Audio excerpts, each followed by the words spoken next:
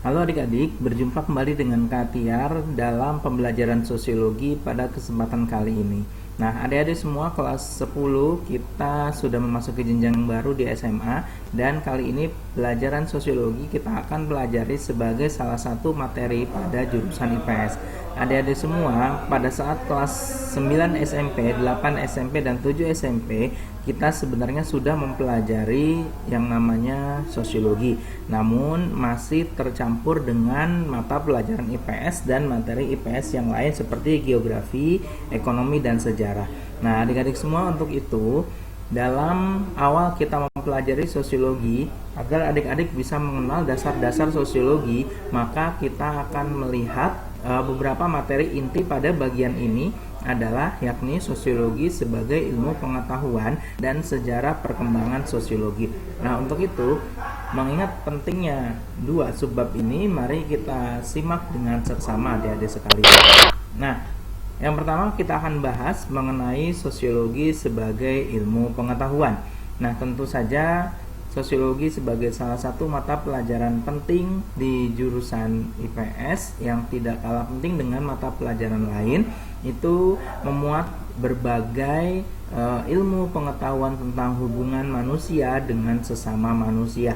Nah, untuk itu kita lihat di sini adik-adik semua, kita perhatikan bahwa asal kata sosiologi itu dari bahasa Latin yang bermakna dua kata, sosius yang berarti teman, logos yang berarti cerita atau ilmu.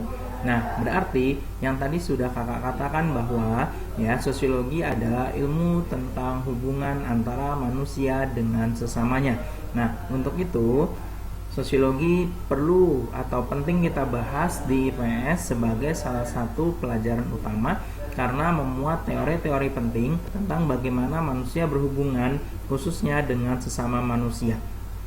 Nah, adik-adik semua, untuk itu kita lihat dulu definisi sosiologi menurut para ahli. Nah, kita lihat yang pertama di sini adalah menurut Auguste Comte sebagai bapak daripada sosiologi. Nah, sosiologi adalah ilmu yang positif tentang masyarakat. Penekanannya adalah pada tentang positif. Ada kata positif di sini, berarti ilmu yang memang ilmiah, menjelaskan tentang masyarakat dan hubungan sosialnya. Lalu, menurut Max Weber, sosiologi merupakan ilmu yang mempelajari tindakan sosial dan dampak atau konsekuensi dari tindakan sosial tersebut. Nah, itu menurut Max Weber. Sedangkan menurut Emil Durkheim, penekanan Durkheim pada sosiologi adalah ilmu yang mengkaji tentang fakta sosial, adik-adik. Sementara dari Indonesia, Selo Sumarjan dan Sulaiman Sumardi mengatakan bahwa sosiologi adalah ilmu yang mempelajari tentang struktur sosial dan proses sosial, adik-adik sekalian. Nah, itu dia tentang definisi daripada ilmu sosiologi. Nah, sekarang kita harus memahami sejarah perkembangan sosiologi, karena materi ini banyak keluar pada soal-soal UTBK khususnya dan soal-soal ujian nasional pada umumnya. Nah, kita lihat di sini adik-adik semua bahwa sosiologi, kita dapat pahami bahwa sosiologi lahir di Eropa sejak abad ke-19. Nah, kelahiran sosiologi dipicu oleh faktor-faktor utama, yakni khususnya pada nomor 1. Nah, adik-adik semua, kita lihat di sini ada dua revolusi penting, revolusi Perancis dan revolusi industri di Inggris. Nah, ini terkait dengan perubahan-perubahan tata kehidupan masyarakat pada saat itu.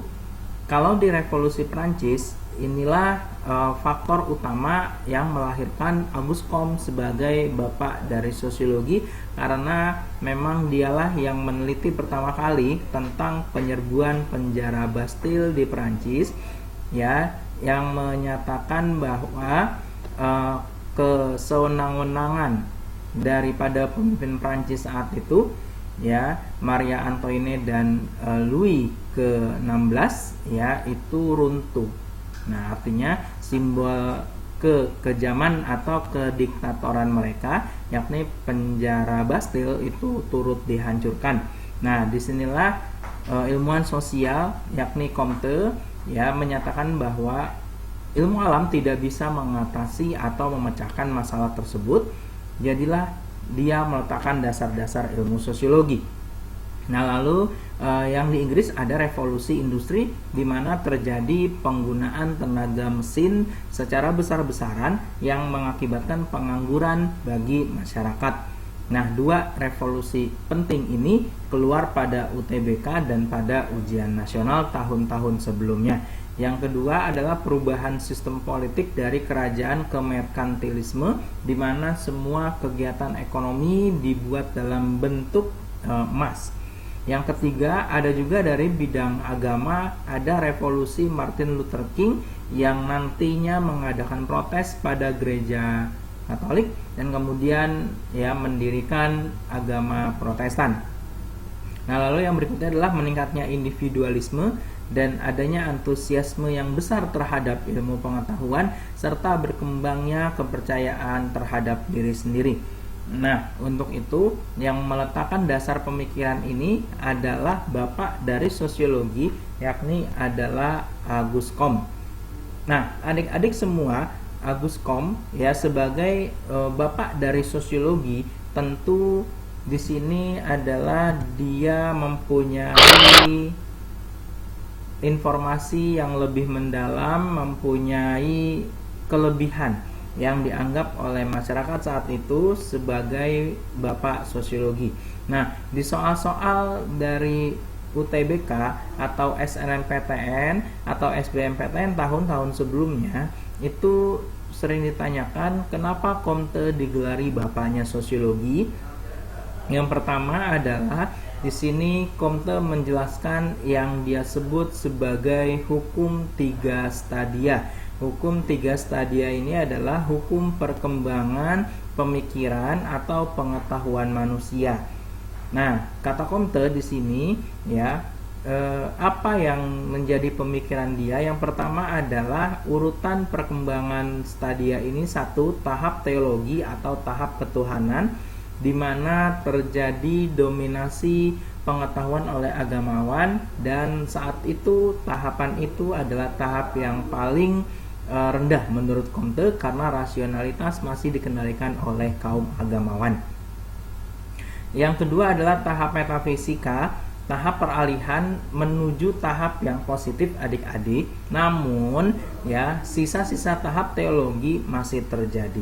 Mari kita ambil contoh, misalkan tahap teologi ya. Dalam tahap teologi di sini adalah kita ambil contoh yang mudah. Ada astronom Polandia yang namanya adalah Nicolaus Copernicus yang dia nanti menyanggah kaum agamawan yang pada tahap teologi menyatakan bahwa bumi itu datar dan bumi adalah pusat tata surya adik-adik. Namun pada tahap teologi itu menjadi hal yang umum dibenarkan. Namun pada tahap metafisika, ketika pengetahuan ilmiah sudah mulai ada dan teori geosentris dipatahkan oleh astronom Polandia yang tadi kakak sebut, maka itu sudah mulai masuk tahap metafisika. Artinya tahap teologi sudah mulai ditinggalkan dengan ditemukannya ilmu-ilmu pengetahuan atau teori-teori. Jadi kalau dalam tahap teologi kita tertimpa durian dari pohon yang sudah matang, kita katakan itu ulahnya setan. Tetapi dalam tahap metafisika kita sudah mulai memahami kenapa buah durian jatuh, karena ada gaya tarik bumi yang namanya gravitasi adik-adik. Nah, jadi semakin ilmiah ya maka semakin rasional seseorang. Nah, tahap positif di sini yang ketiga ya, yang ditanya pada soal SNMPTN pernah keluar ya, itu tahap positif adalah apa sih? Tahap positif adalah di mana pengetahuan yang benar-benar ilmiah menjadi rujukan sehari-hari. Namun kakak ingatkan, sebagai umat beragama, apapun agama kita, ada hal-hal yang memang bersifat ketuhanan yang memang harus kita pegang dan kita imani serta pedomani. Nah, yang kedua adik-adik sekalian, Comte digelari bapaknya sosiologi karena memang dia meletakkan dasar-dasar sosiologi dan terutama sekali adalah memisahkan sosiologi dari filsafat dan dari fisika lewat buku Course the Philosophy of Sociology. Nah, artinya meletakkan dasar-dasar sosiologi, ya, Comte memisahkan sosiologi dari fisika dan filsafat.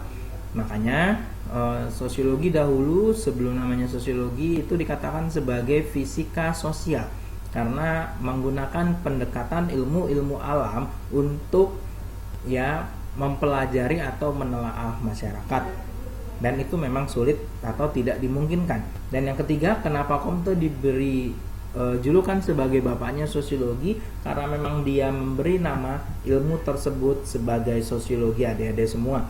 Nah, ini adalah alasan Comte digelari bapaknya sosiologi, tentu terkait dengan sejarah perkembangan atau dasar sosiologi yang memang lahir di Eropa Barat.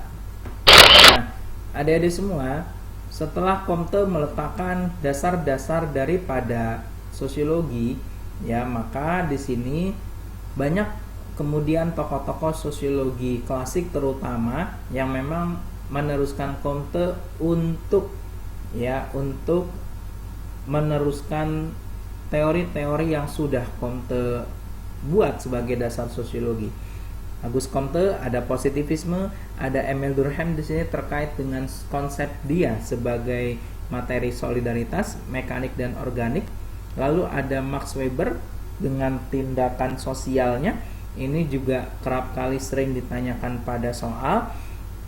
Lalu ada Herbert Spencer dengan teori evolusinya. Lalu ada Karl Marx, ya, terkait dengan sosialisme dan teori pertentangan kelas, adik-adik sekalian. Dan semakin modern masyarakat kita saat ini, maka sosiologi sebagai salah satu ilmu pengetahuan, yaitu memiliki cabang-cabang, ya, sesuai bidang ilmu yang mengikutinya. Ada sosiologi agama, politik, hukum, sosiologi gender, sosiologi keluarga dan sebagainya, adik-adik sekalian.